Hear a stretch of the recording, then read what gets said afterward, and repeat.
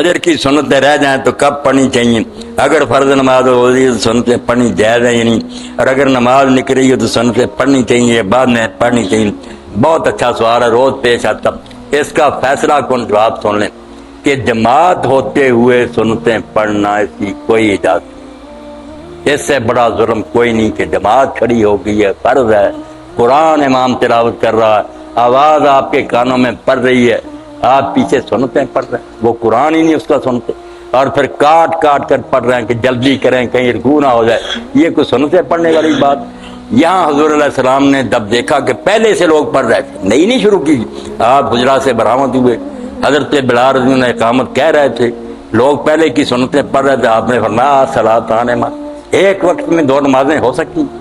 اذا اقیمت الصلاۃ فلا صلاۃ الا المکتوبہ، جب اقامت ہو جائے تو کوئی نماز نہیں سوائے فرض نماز کے۔ اس لیے یہ تو پکا پلے باندھیں۔ امام ابو حنیفہ رحمۃ اللہ علیہ نے جو بیچاروں نے کہا تھا وہ مسجد میں پڑھنے کا نہیں کہا تھا، یہ جو ساتھ ہی اگر وہ کہتا مسجد کے باہر اگر کوئی جگہ ملتی ہے نا، آپ اس مکان میں نہیں آتے نہ جماعت ہو رہی اور ایک رکعت پوری ملنے کا یقین ہے کہ دوسری تو چلو یہ سنتے ذرا ضروری، یہ ان کا اجتہاد تھا، مگر درست وہی بات ہے مسجد میں آ کر پڑھنے کی کس نے اجازت دی؟ صاحب ہدایت ابن حمام نے ظالم ہو ساتھ ہی جماعت اور تیسری صف میں کھڑے، یہ حنفی مذہب بھی نہیں، حدیث کے بھی خلاف، بالکل نہ پڑھیں۔ جب اللہ اکبر ہو جائے پڑھ بھی رہے ہیں تو چھوڑ دیں۔ حضرت عمر رضی اللہ تعالیٰ عنہ ابن عمر ہاتھ کھول دیتے تھے کہ کیا کر رہے ہو تم، سنتے پڑھ رہے ہو، ادھر فالن کا حکم ہو گیا کہ آ جاؤ صف میں کھڑے ہو جاؤ، تو چھوڑ دیں۔ رہ گئی بات بعد میں پڑھنے کی، یہاں بھی آپ بے فکر رہیں، جیسے دوسری نمازوں کی سنتیں بعد میں پڑھ لیتے ہیں، آپ زور کی نماز میں آ کر شامل ہو گئے، پہلی چھوٹ گئی بعد میں پڑھ لیتے ہیں، اسی طرح فجر کے بعد بھی یہ سنتیں پڑھ لیں۔ یہ وہ نفل نہیں ہے جو منع کیے گئے، نفل جو ہے نا کہ شوقیہ کوئی پڑھنا چاہے اس کا ریا وقت، مگر سنتیں ہی چھوٹی ہوئی،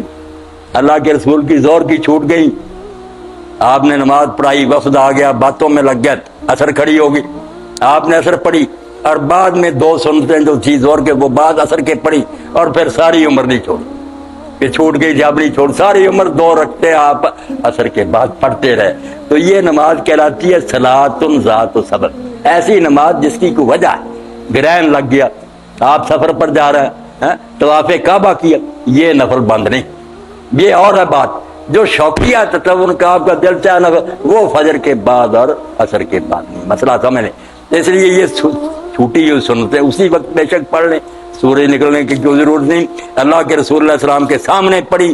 آپ نے پوچھا کیا کر رہے ہو، فجر کی نماز تو 2 ہی رکھتے، اس نے کہا پہلی 2 رکھتے نہیں پڑھ سکا تھا، فرمایا پڑھا ہے، پھر کوئی بات نہیں، ٹھیک ہے پڑھ لو،